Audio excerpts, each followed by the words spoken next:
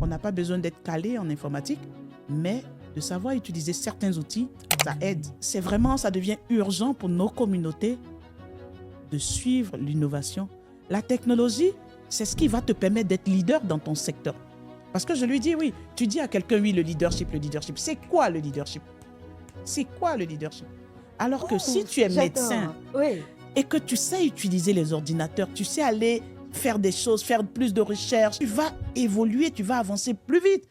Entrepreneur en technologie, fondatrice de Altimes Consulting and Services, experte en transformation numérique, elle accompagne les entreprises et les professionnels dans l'adoption stratégique des outils technologiques, avec pour mission rendre l'innovation accessible et concrète pour tous.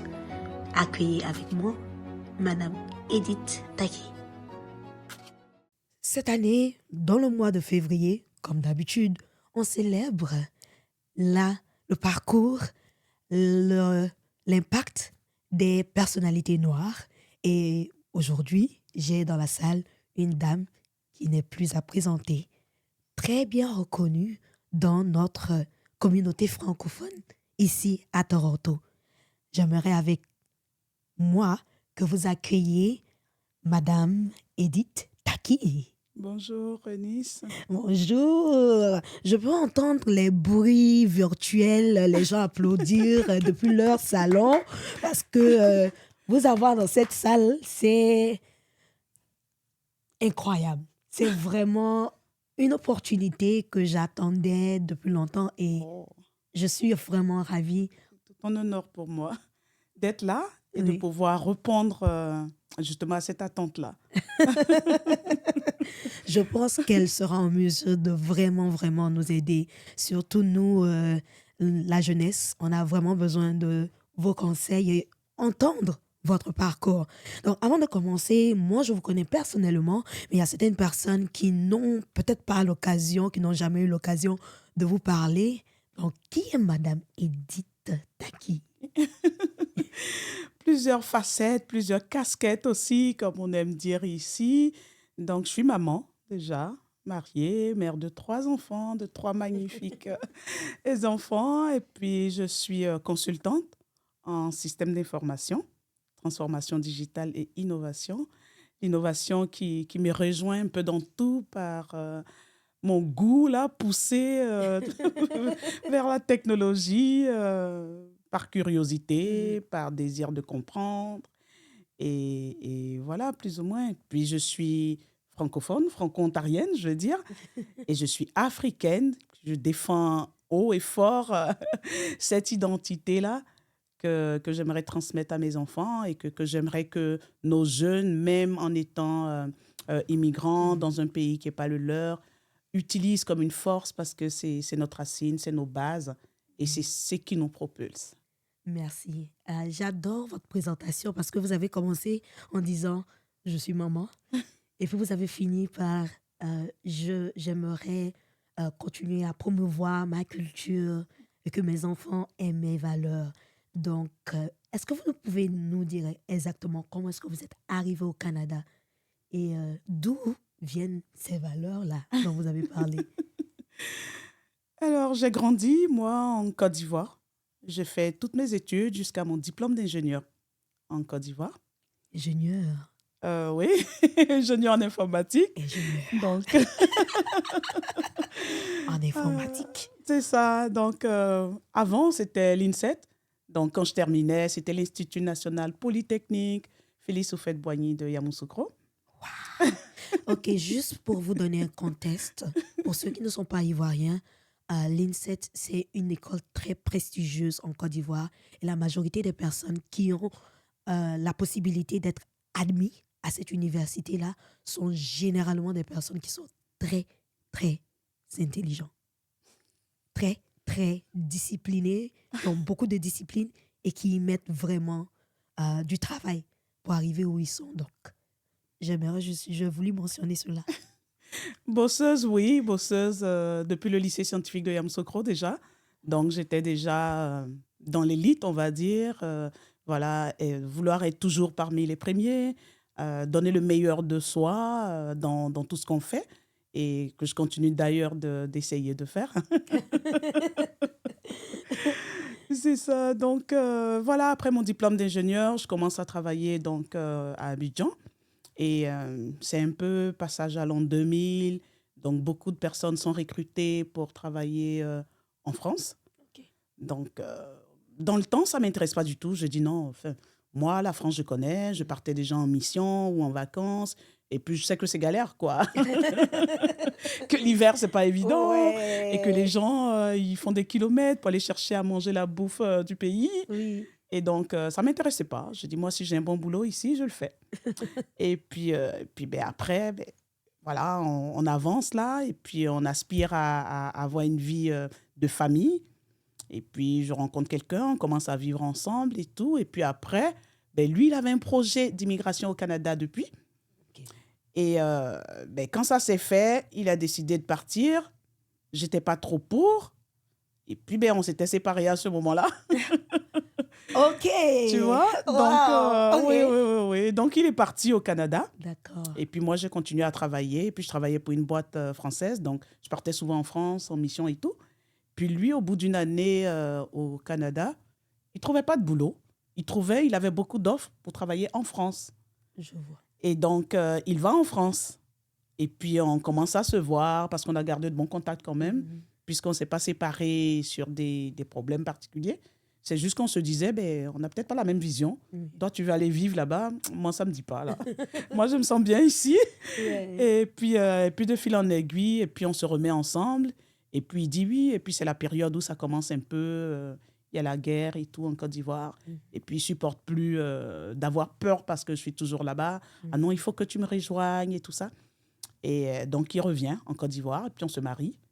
Et puis, ben, le plan, c'était justement de mener une vie de famille. Oui. Donc, je le rejoins en France en attendant que les dossiers d'immigration du Canada se fassent. Ok. Je vois. C'est comme ça qu'on transite par la France pendant quelques années avant donc de venir au Canada. Wow. Donc, les filles, gardez les bons contacts avec les personnes que vous connaissez. C'est très important. Et parce que je suis allée dans le LinkedIn de Madame Edith pour aller fouiner un peu. Et j'ai vu la France. Je me suis dit, oh, la France. Waouh. Mais un parcours très, très impressionnant. La première question qui me vient en tête, c'est que très tôt, vous êtes parti dans la technologie. Très tôt. Qu'est-ce qui a inspiré cet amour-là pour la technologie? Et puis, on parle, vous êtes nos dévanciers, donc bien évidemment, à ce moment-là, la technologie n'était pas aussi promue que maintenant. Qu'est-ce qui vous a motivé? Ben, il y a divers niveaux d'évolution hein, dans la technologie. Aujourd'hui, c'est vrai, on appelle ça innovation. Mais depuis le début, moi, ma mère était secrétaire dactylo.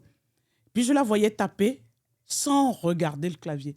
Et ça m'intriguait. Donc, j'essayais. Quand elle n'était pas là, j'essayais, je tapais et tout. Puis j'arrivais à le faire là, sans regarder. Et puis après, je voulais être aussi rapide qu'elle. Et puis c'était dactylo, hein, donc tu tapes et tu le vois écrit sur la feuille. Donc, il ne faut pas te tromper. Et puis après, tu reviens à la ligne et puis tu fais ça. Et puis, j'aimais faire ça. Donc, j'aidais ma maman et tout. Puis, je parlais de curiosité. Donc, cette curiosité-là qui te pousse à comprendre comment les choses marchent, à comprendre ce qu'il y a derrière. Et c'est ce qui m'a attirée le plus. Donc, commencer par juste la dactylo et puis après, commencer à regarder les ordinateurs. Donc, ordinateur, c'est vraiment des grosses choses et tout, avec l'unité centrale, l'écran et tout. Et puis, j'avais commencé à faire ça tôt. Et puis, j'avais déjà des petites idées de business parce que quand ils m'ont acheté mon premier ordinateur et je faisais des traitements de tests et tout, bon, pour moi, c'était déjà innovant par rapport à maman qui tapait et qui, quand elle se trompait, il fallait changer la feuille et puis de recommencer. C'est ça. Donc là, déjà, puis elle mettait les copies carbone là derrière. Mais là, on faisait déjà sur l'ordinateur, puis on imprimait quand on était prêt, quand c'était correct. Puis je saisissais les thèses de mes frères. Ma grande sœur est en médecine, en pharmacie. Donc, ses amis qui étaient en médecine et tout ça, tous ceux qui avaient des soutenances et tout, puis ils en parlaient, et puis on me payait pour ça. Et puis j'avais mon petit truc de traitement de test. Et puis voilà, j'ai longtemps aimé ça. Et puis j'ai commencé tôt, on va dire. Peut-être que c'était un bout d'entrepreneuriat déjà. Oui. Parce que je faisais ça, j'avais l'imprimante et puis je travaillais avec eux. Certains me dictaient, puis d'autres écrivaient. Puis quand j'imagine qu'aujourd'hui, oui, on peut écrire et puis je prends la photo et puis j'ai mon test. Je vois d'où on vient et puis oui, Donc, ouais, cette curiosité-là, effectivement, Oui. m'a emmenée à aimer tout ce qui était métier de ce genre-là, tout ce qui était spécial, était innovant. Et j'aimais particulièrement faire des choses qui étaient différentes et faire des choses qui apportaient quelque chose. Ça, c'est... Des fois, je me définis comme paresseuse parce que, oui, moi, si je dois faire une chose 1, 2, 3 fois, je vais penser à comment je peux l'automatiser, comment C'est je peux vrai. éviter d'avoir à refaire ça. Et c'est vraiment ça, la technologie, c'est ça qui m'attire là. C'est de pouvoir, là, quand tu maîtrises certaines choses, réaliser des choses qui, waouh, quoi. Waouh, vraiment incroyable. Et puis, vous avez bougé de la France, vous êtes venu au Canada. Est-ce que vous vous êtes arrêté dans la partie francophone ou vous êtes tombé immédiatement dans la bataille bilingue, anglophone? Quand nous sommes venus au Canada, c'était Montréal, comme tout le monde. On arrive au Québec, donc on était dans cette province-là.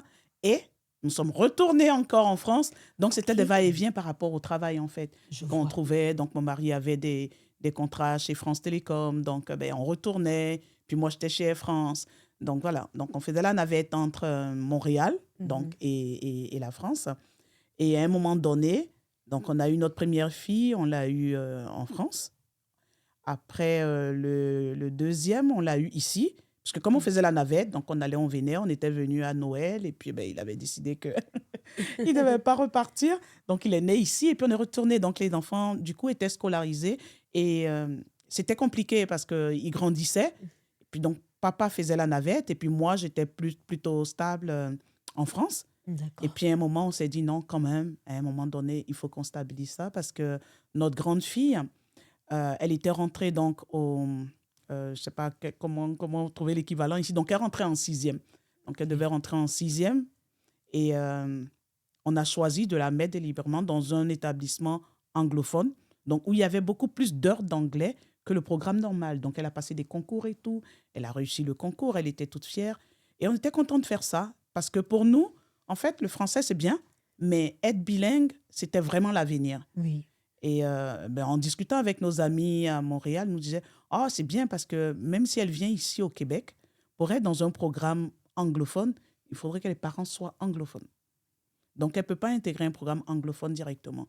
Alors que déjà, nous, on se débrouillait pour payer une école privée, le CIV, qui était un collège international là-bas à Valbonne, où elle allait. Et puis, de fil en aiguille, on regardait un peu, on a commencé à regarder un peu donc l'Ontario. Et puis, on a commencé à se dire, mais on est au Québec, c'est vraiment la seule province francophone de tout le Canada. Mais est-ce qu'on n'irait pas voir ailleurs? Puis les amis nous ont un peu encouragés aussi. Voilà, c'est-à-dire qu'eux, ils regardaient de loin l'Ontario, ils aimaient bien, mais ils pensaient qu'ils étaient trop installés au Québec. Déjà, Et ils nous disaient, vous, vu que vous revenez, ça va peut-être être plus simple pour vous. Puis on est venu voir, on est tombé en amour.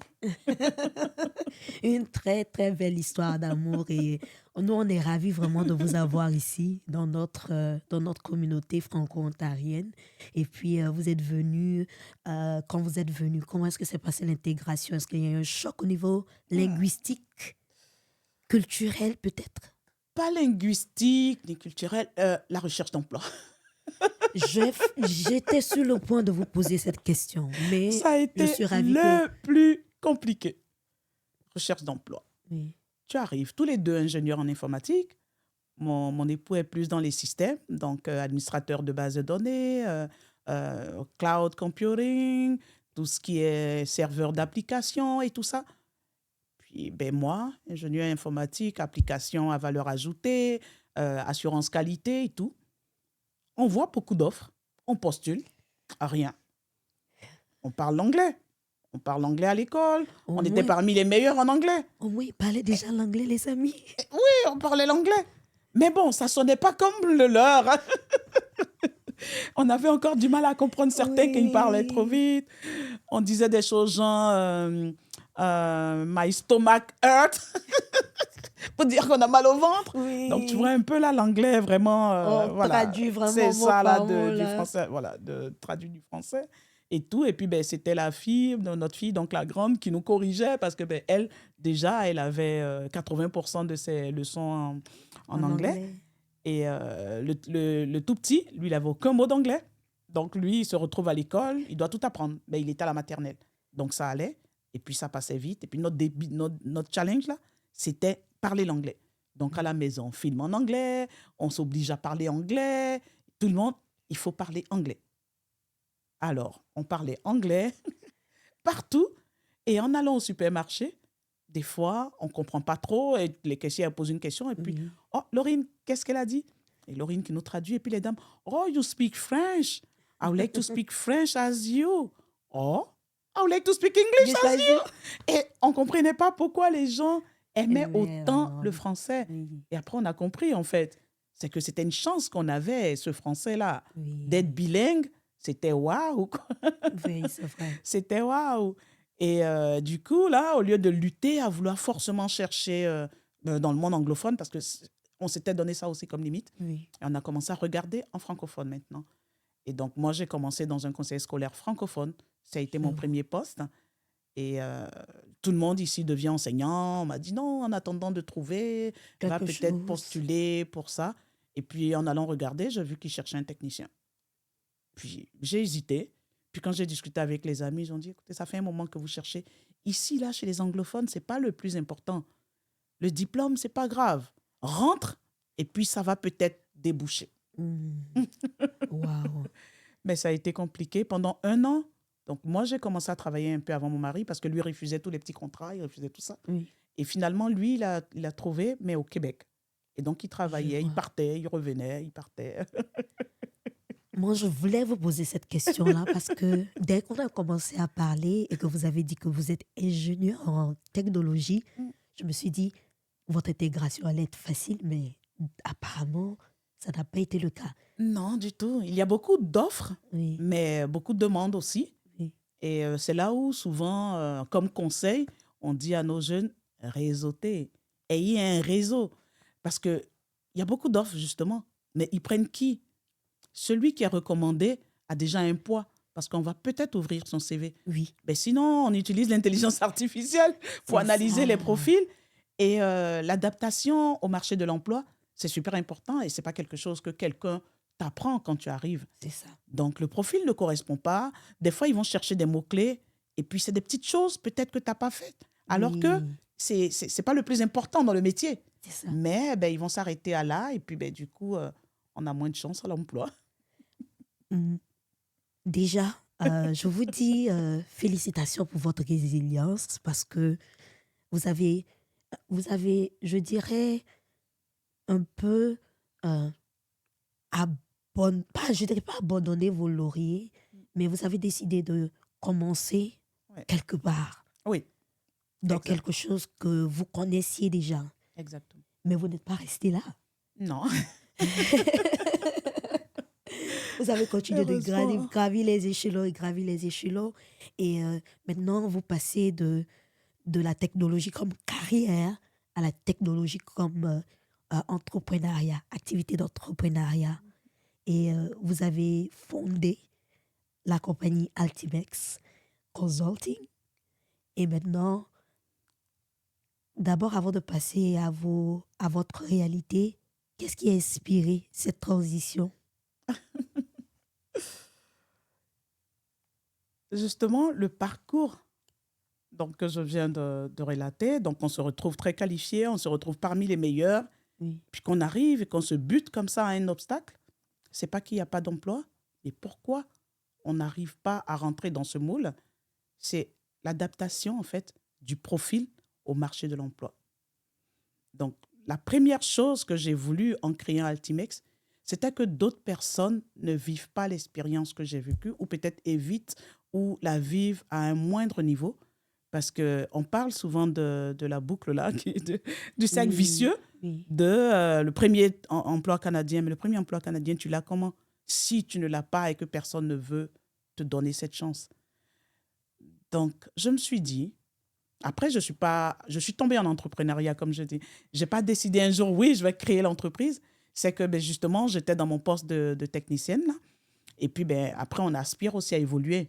Et donc, ça ne s'est pas passé comme on m'a dit, que voilà, tu arrives, tu fais, tu prouves, Oui. et puis après, on te fait grimper. Donc, ça ne se passait pas. Bon, c'était aussi un milieu francophone, on va dire. Oui. Donc, j'avais décidé de partir donc, du conseil scolaire. Et puis, je cherchais.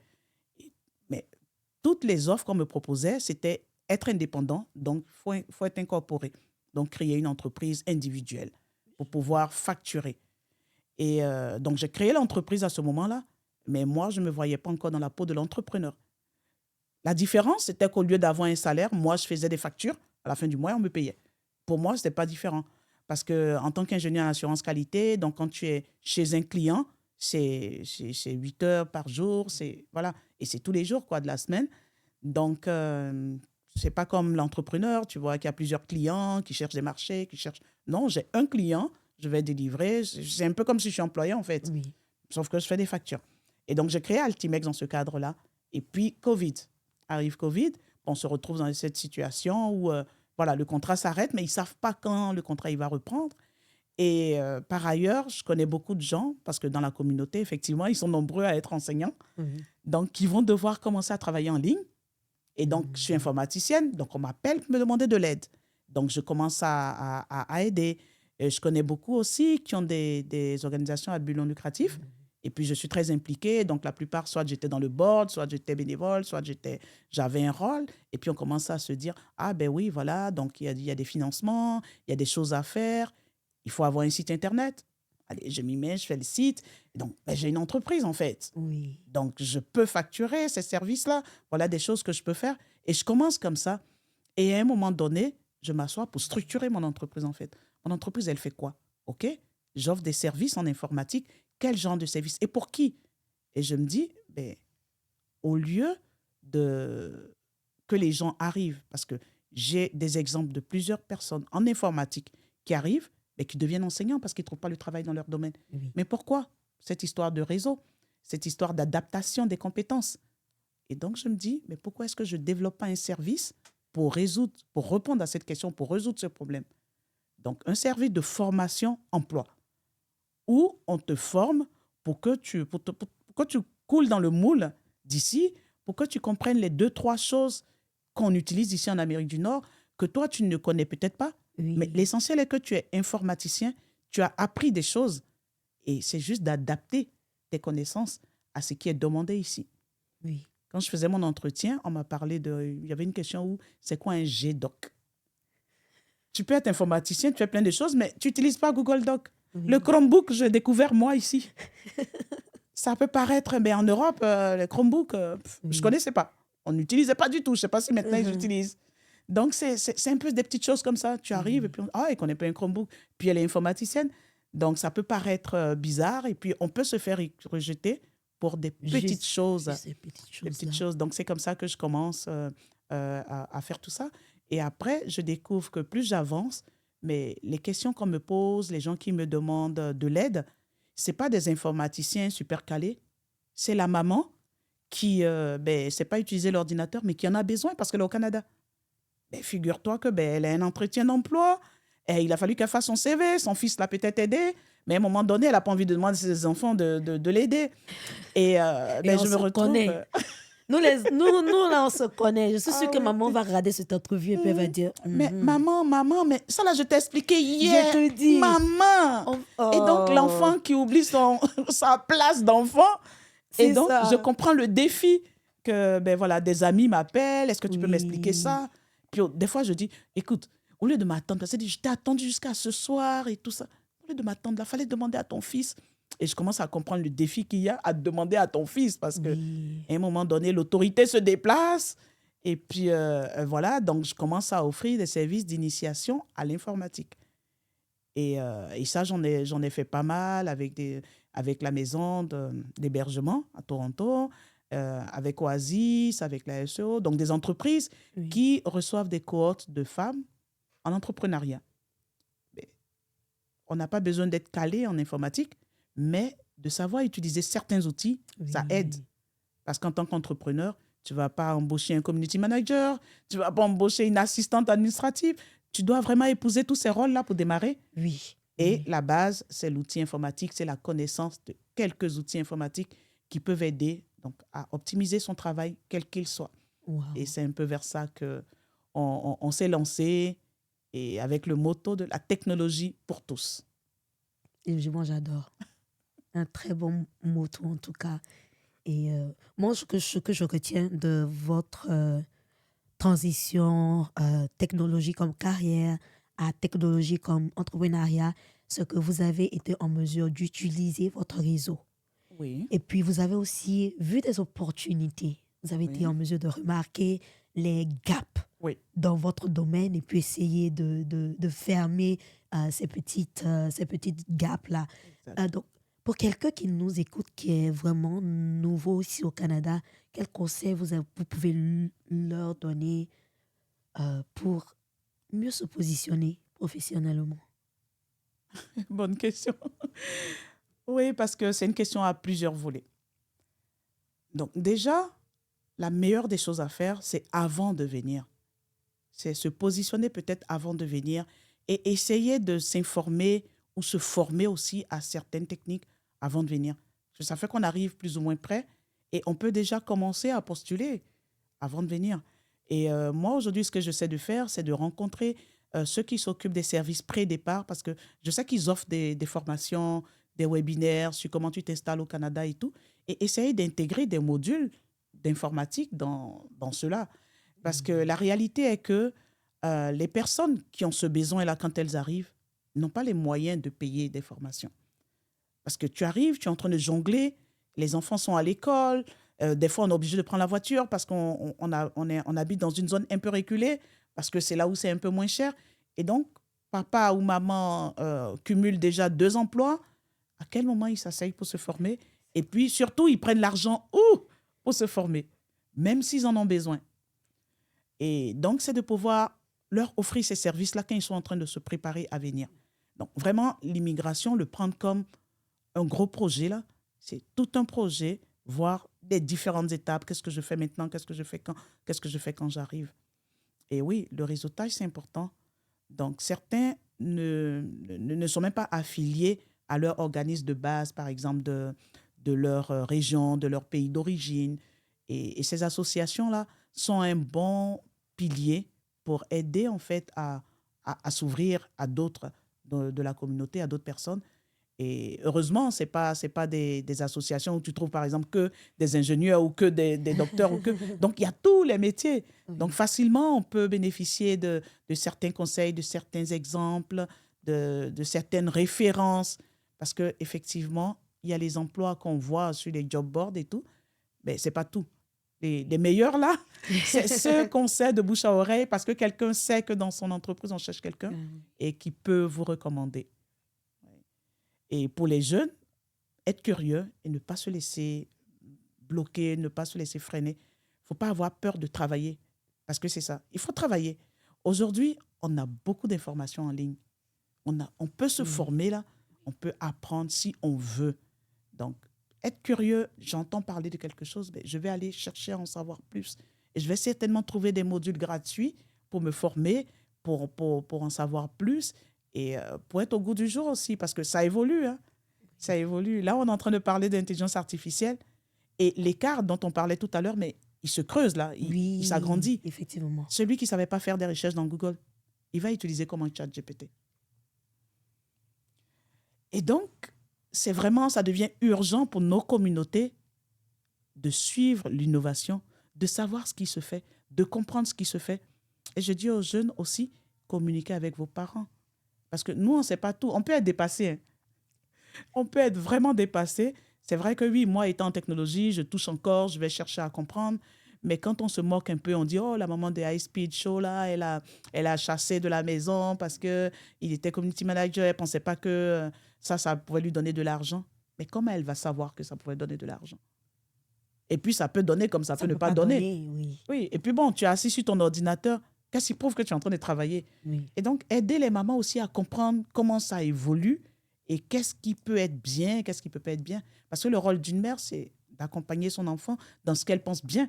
Oui. Mais si elle ne sait pas ce qui s'en vient, si elle ne comprend pas ce qui se passe comme innovation, elle est plutôt méfiante. Donc, on a beaucoup de choses à faire. Là.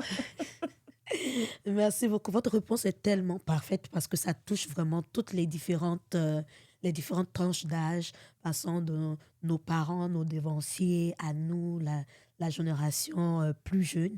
Et moi, ce qui me vient en tête déjà, c'est d'éviter notre audience à un événement qui va se passer le 7 mars. Et j'aimerais que vous nous donniez un petit résumé d'abord de quoi cet événement-là, ce que cet événement va donner à notre audience et comment est-ce que cet événement-là va leur permettre de non seulement mieux se positionner professionnellement ici au Canada, mais aussi de bâtir ce réseau-là dont vous avez parlé. Tout à fait. Et justement, le Sommet Vision a été créé pour ça, dans ce but-là. Donc, moi, je me retrouve à travailler donc en anglophone, et puis dans le milieu anglophone, je veux dire, et en fintech. Donc, je participe à beaucoup de sommets, de forums, de symposiums. Et c'est des événements où on arrive, où beaucoup d'entreprises sont là pour proposer leurs produits et services, certes, mais on parle d'innovation. On découvre, on voit des choses. Ah, tiens, il y a ça maintenant, il y a des démonstrations, il y a tout ça. Et puis je dis, mais pourquoi est-ce que chez les francophones, il n'y a pas quelque chose comme ça? Et ma copine, donc Viviane, qui, elle, avait déjà un événement qu'elle appelait Leadership Day, parce qu'elle est coach en estime de soi, développement personnel, coach Maxwell. Et donc, les Leadership Day, c'est une journée qu'elle organisait en ligne où on parle de leadership, on parle de tous les éléments. Et en discutant un jour, je lui dis, écoute Viviane, tu sais, moi, je n'irai jamais à une session comme ça qu'on parle de leadership. Parce que pour moi, c'est des notions, c'est abstrait. Oui. Par contre, oui. aller parler de technologie, oui. Et on discute et on en arrive à la conclusion que oui, la technologie, c'est ce qui va te permettre d'être leader dans ton secteur. Parce que je lui dis, oui, tu dis à quelqu'un, oui, le leadership. C'est quoi le leadership? C'est quoi le leadership? Alors que si tu es médecin et que tu sais utiliser les ordinateurs, tu sais aller faire des choses, faire plus de recherches, tu vas évoluer, tu vas avancer plus vite parce que tu as cet outil qui va t'aider. Donc aujourd'hui, l'intelligence artificielle qui est ton assistant, qui est ton copilote, donc il va t'aider à avancer et aller plus vite. Oui. Et c'est comme ça que tu vas être leader dans ton secteur, quel que soit ton secteur. Et on s'est dit, ah ben tiens, écoute, Leadership Day cette année, on va le faire ensemble. On va mettre en avant l'innovation technologique. Et la première édition, donc en 2024, ça a été ça, leadership et innovation. Wow. Donc sommet vision. On a dit, on va parler de notre vision, on va emmener la technologie, on va démocratiser cela et permettre à ce que la mère de famille, le papa qui est là, puissent venir voir des gens de la communauté qui leur ressemblent. Oui. Et donc, on ne va pas chercher XY comme conférencier, on cherche parmi nous. Et parce qu'on arrive aussi au constat que, ben oui, je suis beaucoup engagée dans la communauté, donc j'ai été secrétaire générale donc, de Aquaba Community, donc on organise des événements. Et pendant le mois de l'histoire des Noirs, moi, je faisais l'effort de faire un débat, un panel, une discussion. Plutôt que la fête, manger, danser, on le fait, c'est très bien. On a besoin de se retrouver. Mais à un moment donné, il ne faut pas qu'on identifie notre communauté à ça uniquement. Effectivement. Il faudra que nos jeunes s'identifient à des rôles modèles que nous sommes, mais juste que nous ne leur montrons pas. Parce que si on regarde, si on avait des chiffres, parce qu'effectivement, là, on pêche encore, on n'est pas dans les statistiques. Donc, si on avait des chiffres, on aurait pu montrer que les parents immigrants francophones, peut-être que 50% ne font pas le métier qu'ils ont fait dans leur pays. Ils ne font pas le métier de leur expertise. Oui. Et la plupart du temps, ils sont peut-être enseignants. Et donc, le soir, certains vont faire Uber pour compléter ou d'autres choses. Oui. Puis les enfants, si tu leur demandes, vraiment les tout petits, parce que les grands, peut-être, ils vont éviter de le dire, mais les tout petits, si tu leur demandes, tu veux faire quoi? Il va te dire pas comme papa. Parce que papa, il souffre trop, en fait, quoi. Parce qu'il va ici, il va là. Et surtout, il n'arrête pas de lui dire, mais c'est pour toi que je fais tout ça, pour que tu réussisses. Parce que les parents, ils survivent ici au Canada. Oui. Et donc, et pourtant, il y en a d'autres qui ont réussi à percer le système, qui ont décodé, qui sont arrivés là où il faut. Alors, il faut qu'on puisse montrer ces personnes-là. Et donc, étant assez impliqué, ayant pas mal de connaissances, voilà, je contacte X, Y, je contacte celui-là, je dis, mais toi, tu es bon, est-ce que tu peux venir parler de ton expertise? Toi, est-ce que oui, voilà, c'est un sommet qu'on organise, on est là pour la journée, on veut parler de ci et de ça, cybersécurité, tu veux, oui, viens, on va faire des mini-conférences, 15 à 20 minutes, On ne vient pas vendre un service, on veut que les gens retournent avec quelque chose qu'ils ont appris. Après, ça peut déclencher un achat, une vente, s'ils veulent pousser plus loin, ou peut-être pas eux, mais quelqu'un qui a besoin d'un service de cybersécurité, qui sait que, ah tiens, Eric est expert en cyber et qui te contacte. Mais n'ayons pas ça en tête. Ayons en tête qu'on veut aller empower notre communauté. Et c'est comme ça qu'on a commencé, donc, 2024. Première édition, deuxième édition. Donc, cette année, c'est la 3e édition. Donc, le 7 mars, on se retrouve à l'UOF parce qu'à un moment donné, et justement, ces personnes, ces experts qui vont présenter, ils sont nombreux. Donc, il nous faut un espace avec plusieurs salles. Et là, on aura 3 mini-conférences en parallèle là, pendant 2 heures après-midi, le 7 mars. Et c'est génial. On va parler d'innovation technologique et pas que. On va parler de leadership aussi. Oui. On va donner des outils, on va donner des éléments. Certaines personnes, aujourd'hui, sont encore dans l'abstrait en matière d'intelligence artificielle. On veut montrer du concret. Quand on parle de réalité virtuelle, beaucoup d'adultes n'ont jamais chaussé les goggles là pour se retrouver dans un monde immersif là. Wow. Et on va toucher à ça. Ok. On a négocié avec l'UOF, on va aller au Media Lab, on va porter les lunettes, on va aller faire des expériences, se retrouver dans un village, dans un camp de réfugiés et vivre comme un réfugié, voir ce que c'est. Wow. Et la technologie aujourd'hui permet tout cela. Et c'est tout ce qui va... On parle de design thinking, on parle de... Mais tout ce qui va déclencher, en fait, l'innovation, qui va déclencher des idées. Nos jeunes, là, de venir voir des choses comme ça, ça va faire toute la différence. On ne sait pas qui demain a envie d'être astronaute. C'est ça. Parmi nos panélistes, on a Dr Sylvie, que j'ai découvert à Toronto, une Congolaise, chercheur. Donc, tu la vois, c'est une femme comme toi et moi, bien chic, bien belle, talons comme ça, le rouge à lèvres, eh bien, c'est une femme. Mais elle est docteur en quoi? En astronomie. Mais elle sera là à partir du panel. Que nos jeunes puissent s'identifier à elle. Oui. Que la jeune fille qui est là, qui voulait faire quelque chose comme ça, qui se sentait bloquée, se dise « Ah, mais je peux. Je peux rêver. Je peux rêver. Oui. Je peux aller demander à Dr Sylvie comment elle a fait. » Oui. Et on sera là toute la journée pour répondre aux questions, pour discuter avec nos jeunes, celui qui voulait travailler en informatique ou celui qui voulait faire autre chose, parce qu'il y aura différents entrepreneurs qui seront là. Oui. On va parler de marketing, on va parler de beaucoup de choses. Je suis... J'ai plus les mots, mais moi, je ne sais pas si vous avez quelque chose de prévu le 7 mars. Annulez tout. Honnêtement, Franchement, oui. annulez tout. Surtout, je vais parler aux parents qui nous écoutent. Aidez-nous à rêver. Vous savez, c'est vrai qu'on est la génération qui est exposée à l'informatique, mais on a besoin un peu de conseils, de paramètres pour mieux nous guider, pour mieux nous permettre d'être à la tête, d'être ces leaders-là du futur.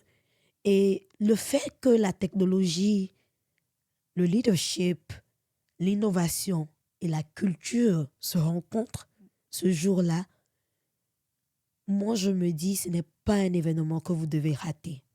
Même si vos enfants ont juste 5 ans, 2 ans, 3 ans, laissez-les venir. Laissez-les voir ce qui est possible. Parce que, pour être honnête, vous avez mentionné quelque chose qui est très connu. La majorité des personnes qui ont immigré ont dû laisser leur métier d'amour pour s'installer, pour avoir quelque chose, pour permettre à leur famille de s'envoler. Mais moi, je crois qu'il est encore possible de rêver. Oui. Peu importe l'endroit où ils sont ou le niveau qu'ils ont été en mesure de bâtir, on peut bâtir encore mieux. Donc, venez massivement. C'est un événement à ne pas surtout manquer. Et c'est un événement familial. Donc, nous avons des activités pour les plus jeunes aussi. Donc, voilà, les parents n'ont pas à s'inquiéter. On connaît la réalité des familles, on est nous-mêmes parents. Donc, aller à un événement toute la journée pour se former, mais la première question, c'est oui, qu'est-ce que je fais des gosses? Donc, on a de la place à l'UOF, on a prévu beaucoup d'activités pour eux et on a un espace de visible à remarquable où on va faire des photos de profil et on va avoir des conseils avec des experts qui sont là Et des fois, on ne réalise pas. Certains disent, je ne suis pas sur les réseaux sociaux et tout. LinkedIn, oui, c'est vrai, c'est réseau social, mais c'est le réseau social professionnel par excellence. Oui. Et moi, depuis que je suis au Canada, chaque fois que je change un emploi, c'est sur LinkedIn qu'on me trouve. C'est l'endroit où il faut être. Et il faut être de la bonne manière. Oui. Beaucoup de choses à dire. Mais si vous êtes à la recherche d'emploi, moi, je vais parler à mes amis. Venez, venez, venez, venez. Donc, vous êtes maman, vous êtes entrepreneur, vous êtes leader, vous travaillez beaucoup dans la communauté. Je vous ai vu une fois même animer une soirée dans notre communauté. Oui, j'aime bien ça, animé. Et puis, c'est un peu le côté, je sais pas, communication, parler pour passer un message. Oui. Parce que on me l'a d'ailleurs dit que on aime bien quand j'anime parce que on sent le travail. Animer, c'est pas juste venir dire un truc, créer des transitions ou quoi. C'est faire vivre un événement, en fait. Oui. Et si je comprends pas l'essence d'un événement, si je comprends pas, j'ai du mal, quoi. C'est magnifique. Donc, des fois, on veut donner aux parents leur écharpe de Superman.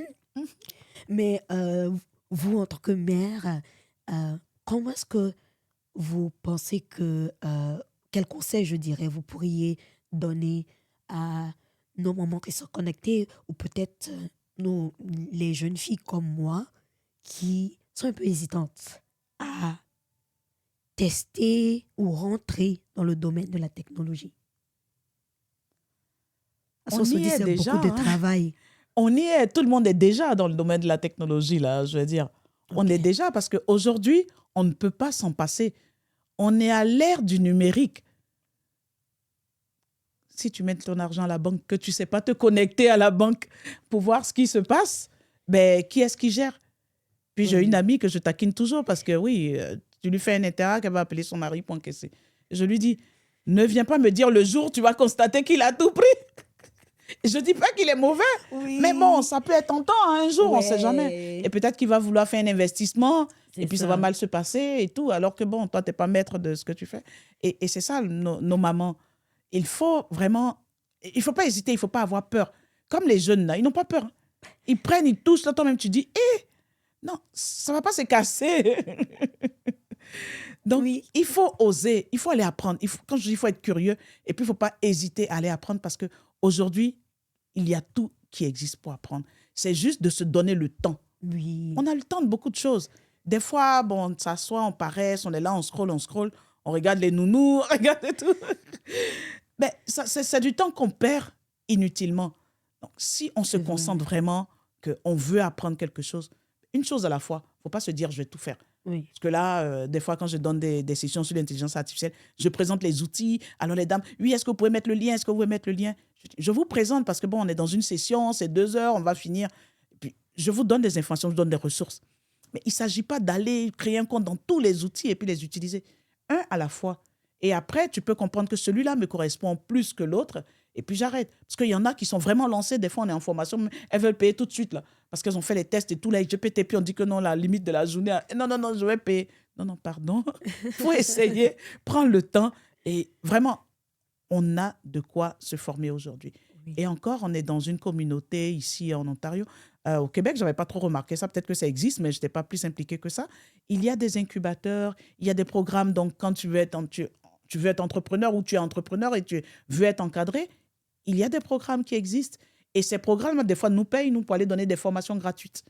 Mais tu arrives et puis il n'y a pas beaucoup de personnes et puis tu te dis, waouh, quoi. Ces formations gratuites. Et puis, les gens, ils ne viennent pas. Il y a du gratuit. Même nous, là, on est entrepreneurs, mais des fois, on fait aussi des formations gratuites. Parce que c'est une manière aussi de montrer ton expertise au public. Oui. Mais il faut saisir ces opportunités-là pour aller apprendre, pour aller former. Et puis, il faut demander. Parce que si les associations ethnoculturelles voient qu'il y a le besoin, elles aussi peuvent aller faire des demandes pour pouvoir former leurs membres et tout ça. Donc, vraiment se former aujourd'hui, c'est crucial. C'est crucial pour la sécurité en ligne, parce qu'on est en ligne, nos enfants sont en ligne. On ne va pas bloquer parce qu'on va créer l'effet contraire, Mais il faut donner la bonne information. Il faut sensibiliser à beaucoup de choses. Et puis, tout se passe en ligne. On est connecté, on est hyper connecté même. Oui. Donc, si on ne sait pas les risques qu'on prend en utilisant, par exemple, ChatGPT, ben, on s'expose, on met ses données. Et là, on a l'effet, Oui. ça va aller plus vite et puis dangereusement, quoi. Et donc, il faut se former. Il ne faut pas avoir peur parce que ça ne va pas se casser.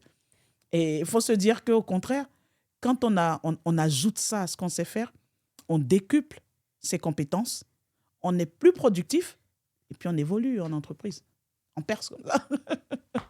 Si ton rapport est toujours structuré, ton travail est bien fait et tout, ben, les supérieurs, ils le remarquent. Donc, en temps, la nuit, tu as bossé, tu as pris des choses pour pouvoir être efficace le matin, quoi. Donc, il faut le faire. Les gars, il faut le faire. Hein. On va diminuer les temps sur TikTok, là. Au moins 15 minutes. Chaque jour. Ça s'accumule. Oui. Ça s'accumule. Oui. Très important. Donc, on vous attend le 7. Moi, j'y serai. J'espère que vous serez là. Donc, moi, j'ai hâte de tester les casques là. Je vais faire ma vidéo, je vais vous montrer quand je vais tester ça. Donc, on tire un peu vers la fin. Et généralement, lorsqu'on invite des invités, on aime leur demander de nous donner un coup de cœur. Oh. Donc, le coup de cœur, ça peut être une personne, une marque, une chanson, peu importe. Juste un coup de cœur que vous avez. Oh, il y en a une qui trotte dans ma tête, là, depuis un moment. Je réussirai. Il me l'a dit, je réussirai. Il me l'a promis. Son amour me fortifie. Avec lui, je suis un conquérant. Il est merveilleux. Il est merveilleux. Mon Dieu est tout-puissant. Mais je pense que c'est ça les paroles. Je ne connais pas la chanson, mais les paroles me parlent, ok? Les paroles de la chanson me parlent. Amazing, amazing. Bon, vraiment, merci pour tout le travail que vous abattez. Et on va continuer vraiment de pousser, continuer à rendre public ce qui est déjà disponible parce que vous le faites déjà. Tout à fait. Et c'est l'histoire des Noirs. On célèbre l'excellence. Il faut. Et on avait une conférence avec les jeunes noirs et on se disait, pourquoi est-ce que les communautés noires francophones ne sont pas aussi visibles que d'autres communautés? Et je crois que, comme vous l'avez bien dit, allier technologie et leadership, c'est très important. La visibilité, c'est en ligne aussi en partie aujourd'hui. Exactement. Est-ce que votre événement de tout à l'heure était bien diffusé en ligne? On va travailler dessus pour l'année prochaine. Les gens de Afrofusion, OK? Ouais.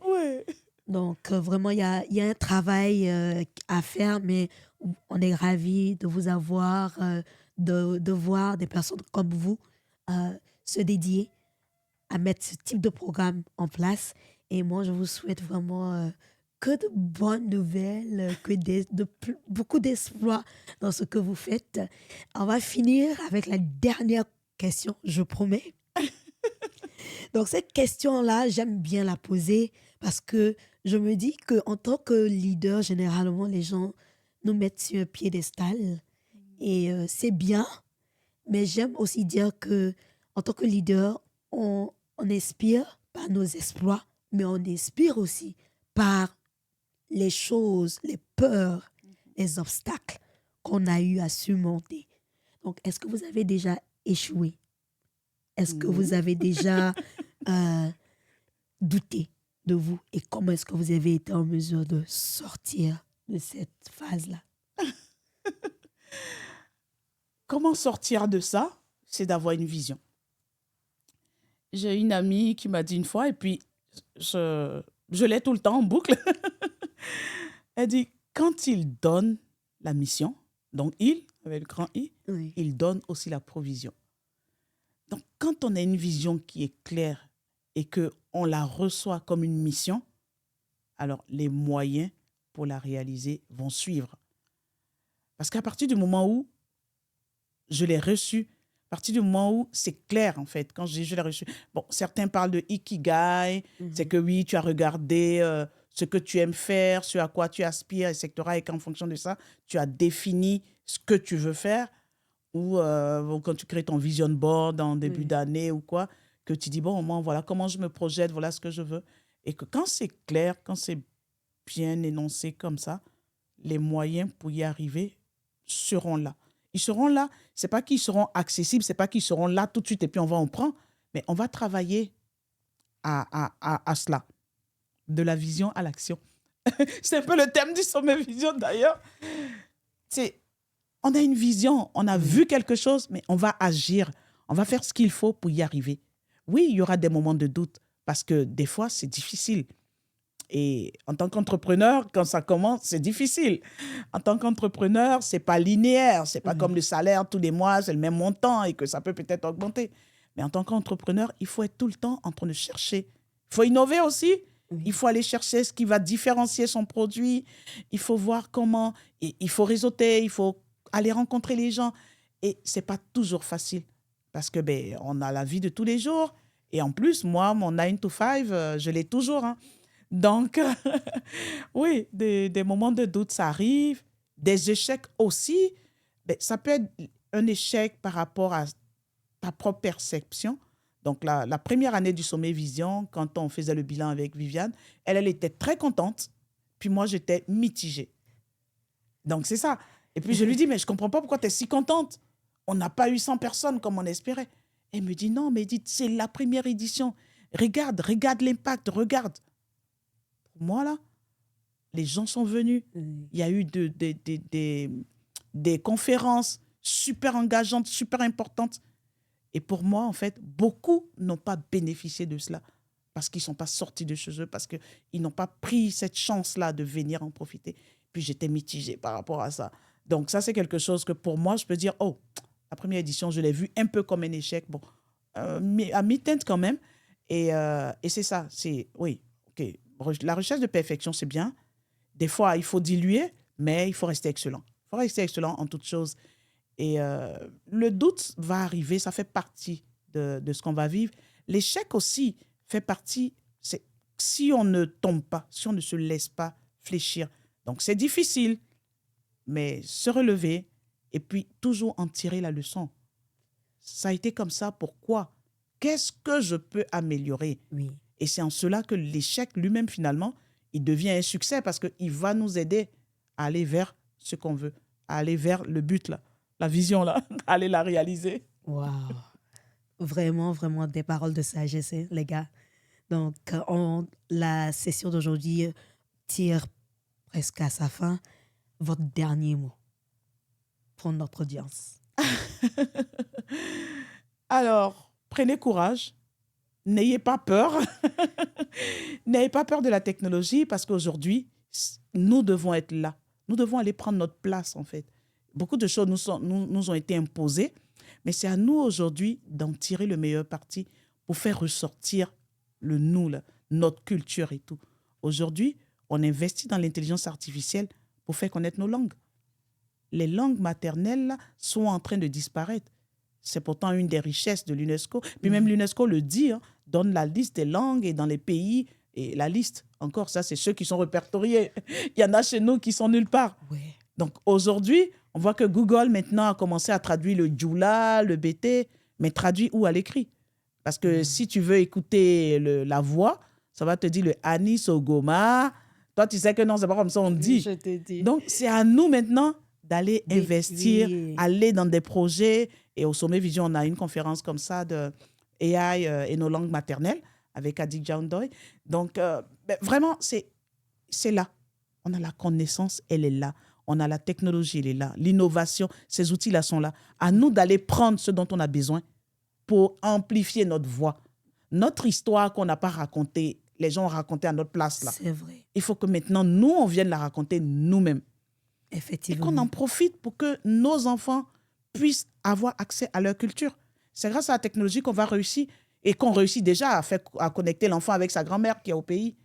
Alors, on peut aller au-delà. Oui. Et il peut commencer à parler sa langue, il peut commencer à faire beaucoup de choses. Et donc, utilisons pour mettre en avant nos valeurs, mettre en avant notre culture. Très important.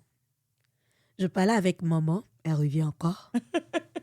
Et elle me dit, Eunice, quand on est dans le bus, je ne peux pas critiquer les gens avec toi parce que tu comprends notre langue maternelle, mais tu ne parles pas la langue. Donc, quand elle parle, elle dit, regarde la personne à gauche. Je dis, Mhm. je ne peux pas dire oui. Oui, mais je comprends. J'ai dit, OK.